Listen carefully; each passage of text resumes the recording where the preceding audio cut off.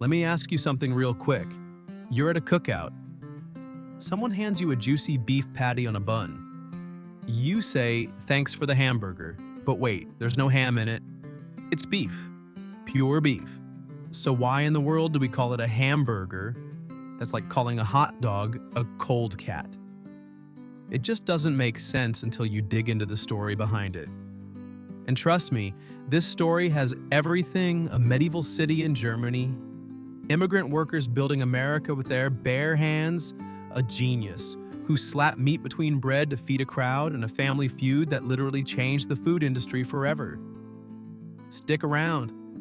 By the end of this video, you'll never bite into a burger the same way again. Welcome to Mysteries of Simple Things, the channel where everyday secrets are uncovered and explained.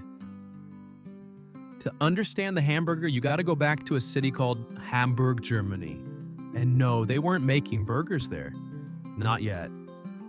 Hamburg in the 1800s was one of the busiest port cities in all of Europe. Ships came and went. Traders, sailors, and merchants flooded the docks every single day. These were working people. Hard-living, always hungry, no time to sit down kind of people. And what do hungry dock workers eat when they've got 10 minutes and no fork meat? Chopped, seasoned, raw, or lightly cooked, pressed together into a compact patty. The locals called it Hamburger frikadelle, or sometimes Hackfleisch. Fancy names for something pretty simple, seasoned ground beef shaped by hand, eaten fast. Here's where it gets interesting. The ships leaving Hamburg weren't just carrying cargo, they were carrying people.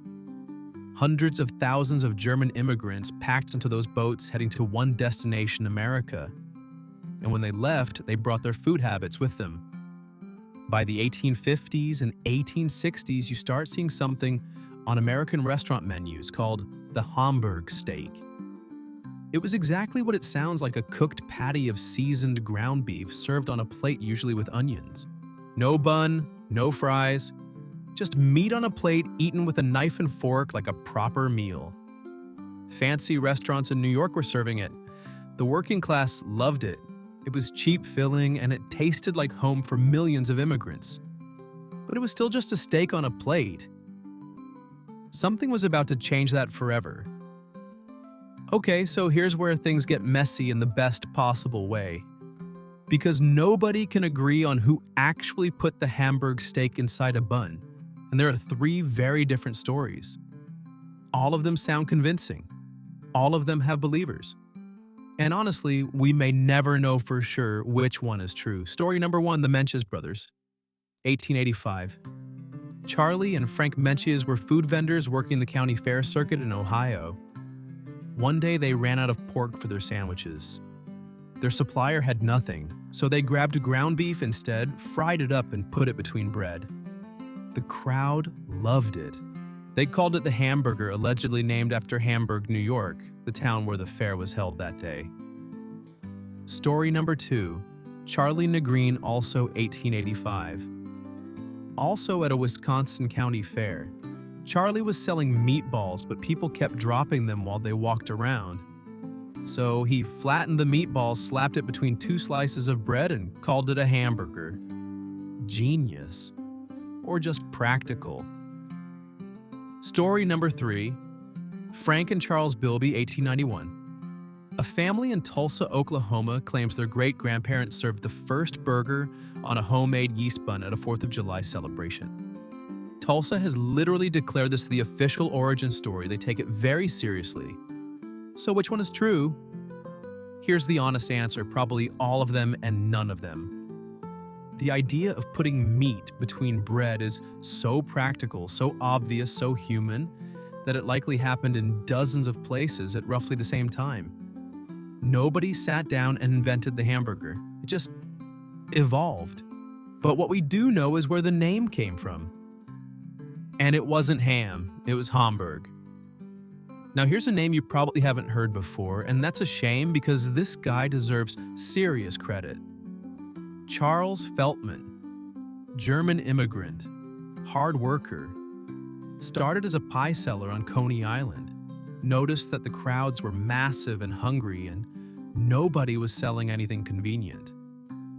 So he built a cart. He started selling beef patties on rolls. This was the 1870s, years before any of those county fair stories. He wasn't famous. He didn't have a marketing team. He just had good food at a good price, and people kept coming back. But here's the twist, and it's a brutal one. One of the men who worked for Feltman was a young Polish immigrant named Nathan Handwerker. You've heard of Nathan's famous. That Nathan learned everything he knew from Feltman. Then he saved up his money left and opened his own stand right on the same boardwalk, undercutting Feltman's prices by half. Nathan survived. Feltman didn't. Nathan's famous became legendary. Feltman's disappeared from the map like it never existed. It's a classic American story depending on how you look at it, either a tale of free market competition or a story about how the little guy who started it all rarely gets the credit he deserves. By the early 1900s, the burger was everywhere.